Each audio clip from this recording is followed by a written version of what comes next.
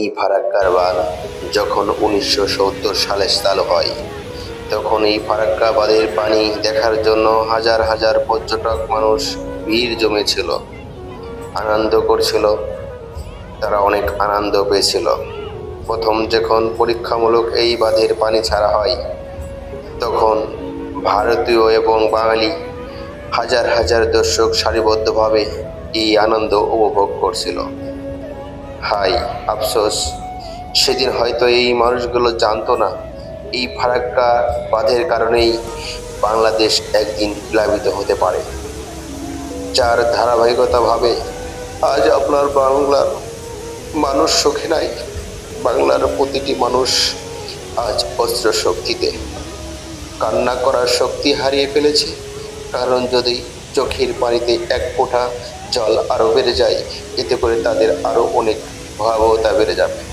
হাইরে, মানুষ আগে জানতো না। আমাদের স্বেচ্ছাসেবীরা তারা নিজেকে তৈরি করছে রং চা খেয়ে। তোমাদেরকে সাবাস, সেলুট। দেখেন, একটি ছেলে মারা গিয়েছে, অনেক কষ্ট লাগে, জানি না বেঁচে আছে কিনা। আল্লাহ, তাকে তুমি হেফাজত করো।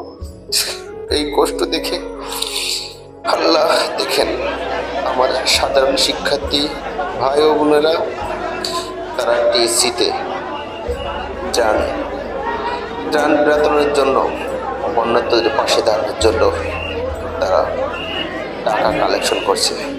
সাধারণ মানুষের আগ্রহ দেখুন, হাজার হাজার টাকা তারা ডোনেশন দিয়ে যাচ্ছে এই বন্যা কবলিত মানুষের জন্য। ধন্যবাদ সবাইকে।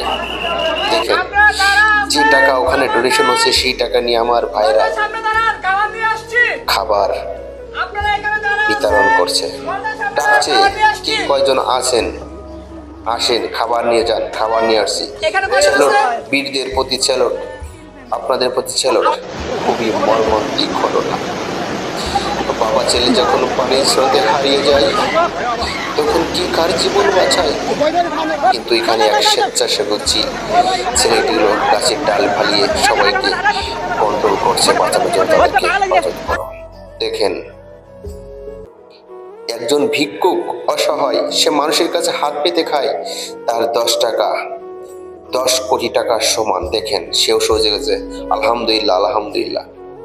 দেখেন, আমাদের স্বেচ্ছাসেবক গঠন থেকে যারা গিয়েছে, তারা নিজের মাথায় সবকিছু বহন করে তাদেরকে উদ্ধার করছে, উদ্ধারের কাজ চালাচ্ছে। মা বোনেরা, তোমরা আমাদের তোমাদের জন্য আমরা কিছু করতে পারি। তোমরা আজে বাজে পানিতে দাঁড়িয়ে নিজের জীবন ঝুঁকে আছো। মা, আমাকে তুমি মাফ করে দিও। জানি না তুমি কার ঘরে দোলালি, আজ এভাবে বন্যার সময় তুমি ভেসে যাচ্ছ। মাফ করে দিও মা, আমাকে মাফ করে দিও। আপনারা আসুন, আমাদের সাথে আসুন, বাচ্চাটি আমাদের কাছে দিন। আমরা আপনাদের নিরাপত্তা দেওয়ার জন্য এসেছি।